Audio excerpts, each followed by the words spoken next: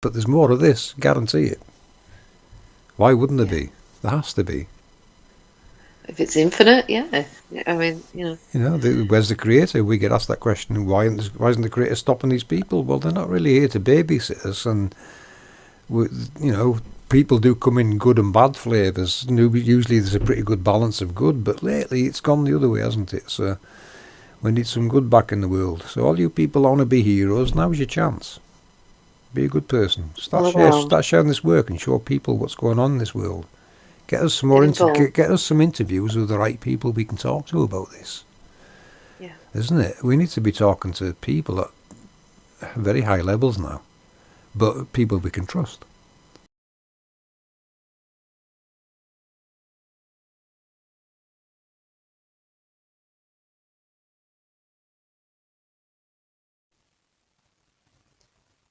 Andrew Cross was an Englishman, born June the 17th, 1784.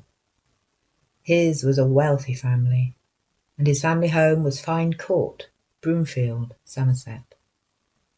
Allegedly, Cross was a child prodigy who had mastered ancient Greek by the age of 8. He attended Dr. Sayers School in Bristol, where he became interested in the natural sciences and the developing study of electricity.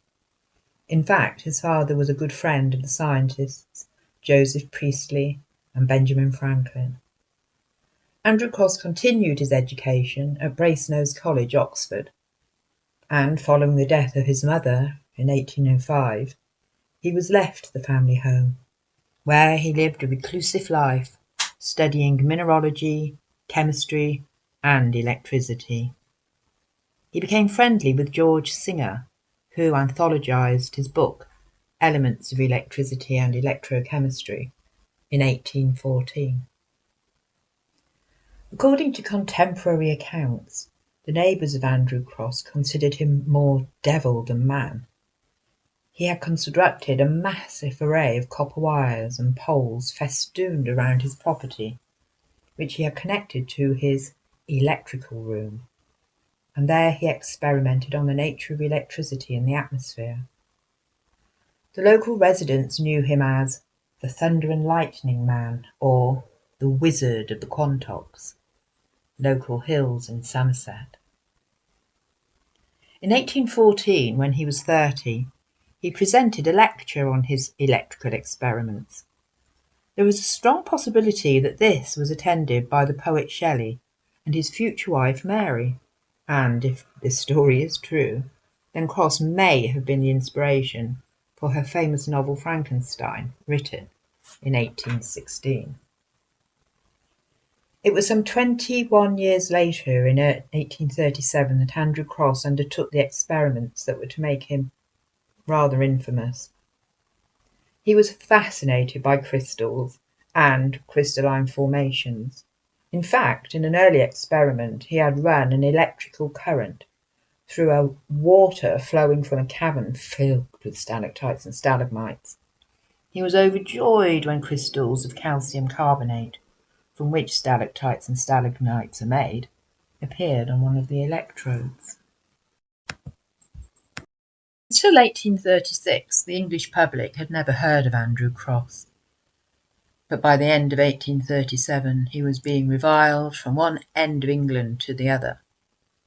He was an atheist, a blasphemer, a reviler of our holy religion, a disturber of the peace of families, a modern Prometheus, a would-be Frankenstein, a man who had presumptuously attempted to rival the god that made him. But who was this dreadful person, and just what had he done? Well, he was a simple, honest, and God-fearing man, belonging to a class very common in the last century, but increasingly rare in this. In other words, he was a scientific amateur, having the time and money for prolonged experimental work, but gravely handicapped by a lack of scientific training and by an almost complete ignorance of the work of other men in the same field. His offence, which incidentally he had not committed, was of an unusual kind. He was accused of having attempted to create living creatures by an electrical process from dead matter, Indeed, it was further laid to his account that he had succeeded in doing so, that he had evolved in poisonous solutions fatal to all normal animal life numbers of insects of the species Acarus, mites, which insects lived, moved, and bred.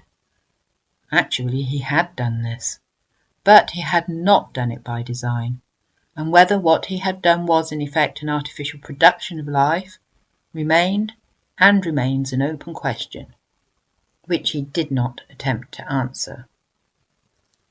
Here are his own words on the subject.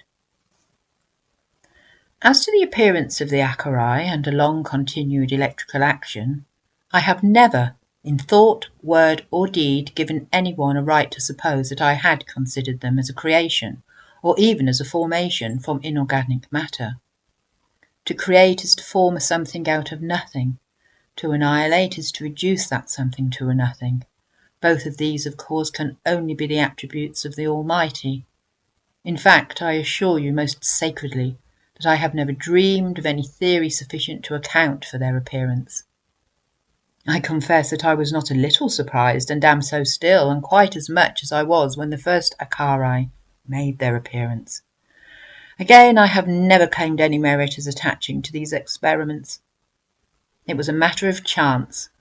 I was looking for silicous formations, and acari appeared instead.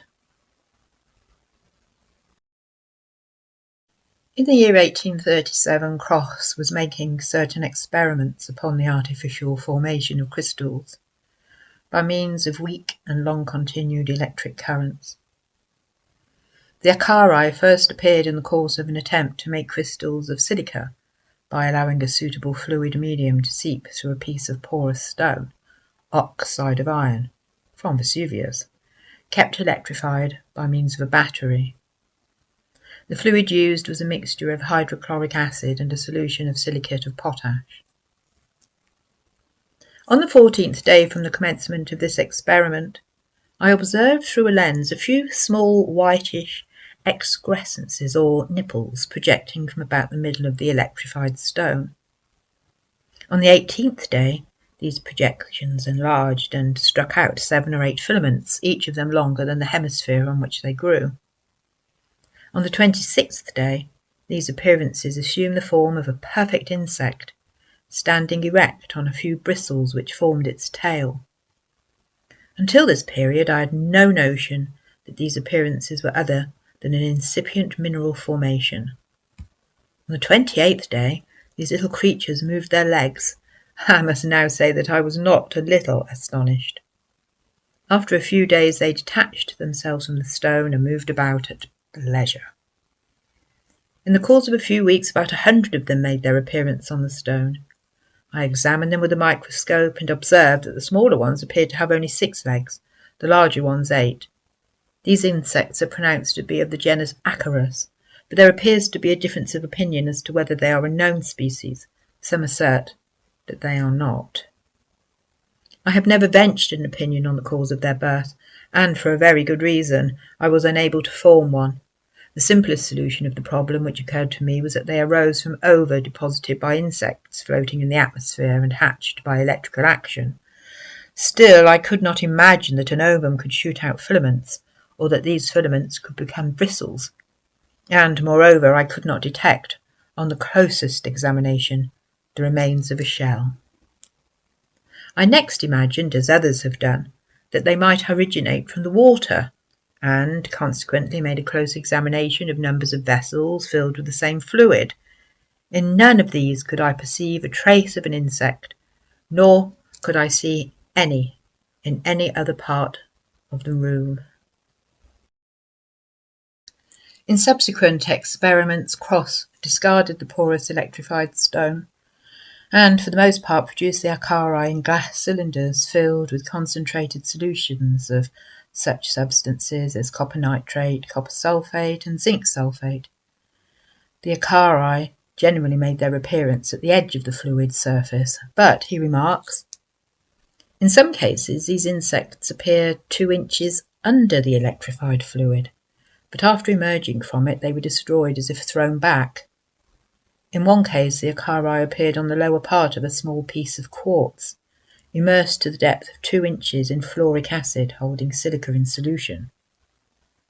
A current of electricity was passed through this fluid for a 12-month or more, and at the end of some months 3 of these acari were visible on the piece of quartz, which was kept negatively electrified. I have closely examined the progress of these insects. Their first appearance consists in a very minute whitish hemisphere, formed upon the surface of the electrified body, sometimes at the positive end, and sometimes at the negative, and occasionally between the two, or in the middle of the electrified current, and sometimes upon all. In a few days this speck enlarges and elongates vertically, and shoots out filaments of a whitish waxy appearance, and easily seen through a lens of very low power. Then commences the first appearance of animal life. If a fine point be made to approach these filaments, they immediately shrink up and collapse like zoophytes upon moss, but expand again some time after the removal of the point. Some days afterwards these filaments become legs and bristles, and a perfect acarus is the result, which finally detaches itself from its birthplace, and, if under a fluid, climbs up the electrified wire and escapes from the vessel. If one of them afterwards thrown into the fluid in which he was produced, he is immediately drowned. I have never before heard of acari having been produced under a fluid, or of their ova throwing out filaments, nor have I ever observed any ova previous to or during electrization, except that the speck which throws out filaments be an ovum. But when a number of these insects in a perfect state congregate, ova are produced.